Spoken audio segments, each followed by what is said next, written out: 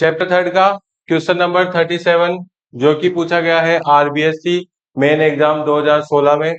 ठीक है, क्वेश्चन का फर्स्ट देखो क्या है portion, right electronic configuration of sodium and chlorine atom. Nitrogen नहीं आएगा यहाँ पे, दोनों क्वेश्चनों में नाइट्रोजन गलत है, सोडियम आएगा इसकी जगह। सोडियम एंड क्लोरीन एटम, तो सोडियम और क्लोरीन का क्या लिखना है हमारे को, इलेक्ट्रॉनिक कॉन्फ़िगरेशन लिखना है। तो देखो सोडियम का एटॉमिक नंबर होता है 11। एटॉमिक नंबर कितना होता है 11, और इलेक्ट्रॉन जो है वो के, एल, एम और एन। ठीक है, चार सेल्स में क्या होते हैं, फुलफिल होते हैं। के में मैक्सिमम इलेक्ट्रॉन्स आ सकते हैं 2, एल में आ सकते हैं 8 इलेक्ट्रॉन्स, एम में आ सकते हैं 18 और एन में आ सकते हैं 32। ठीक है, तो के सेल में जैसे टोटल 11 इलेक्ट्रॉन है सोडियम के पास में, तो 11 में से दो के में, दो चले जाएंगे के में। ठीक है, एल में चले जाएंगे 8 इलेक्ट्रॉन्स और एक इलेक्ट्रॉन बचेगा जो कि जाएगा एम में। तो इसका इलेक्ट्रॉनिक कॉन्फ़िगरेशन क्या हो गया 2,8,1। इसी तरह क्लोरीन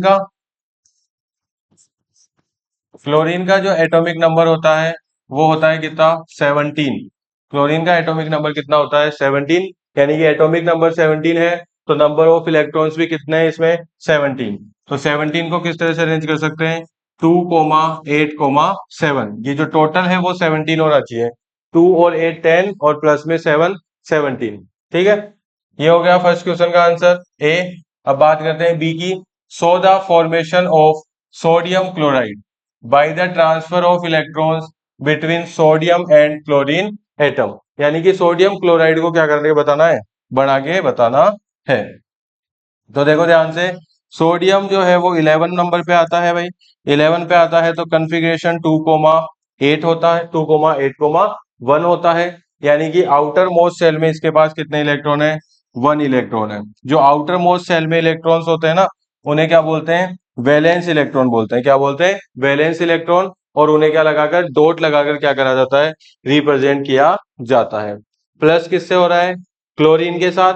क्लोरीन का एटॉमिक नंबर कितना है 17, और इसका इलेक्ट्रॉनिक कॉन्फ़िगरेशन जो है वो क्या है 2,8,7। क्या है 2,8,7। तो इसके आउटर मोस्ट सेल में जो इलेक्ट्रॉन्स है वो कितने आ जाएंगे भाई 7 इलेक्ट्रॉन्स आ जाएंगे, यानी कि 7 क्या लगा देंगे, डॉट लगा देंगे। अब ध्यान से देखो इस क्वेश्चन को, सोडियम के पास एक इलेक्ट्रॉन एक्स्ट्रा है, सोडियम को एक इलेक्ट्रॉन क्या करने की जरूरत है, लूज करने की जरूरत है।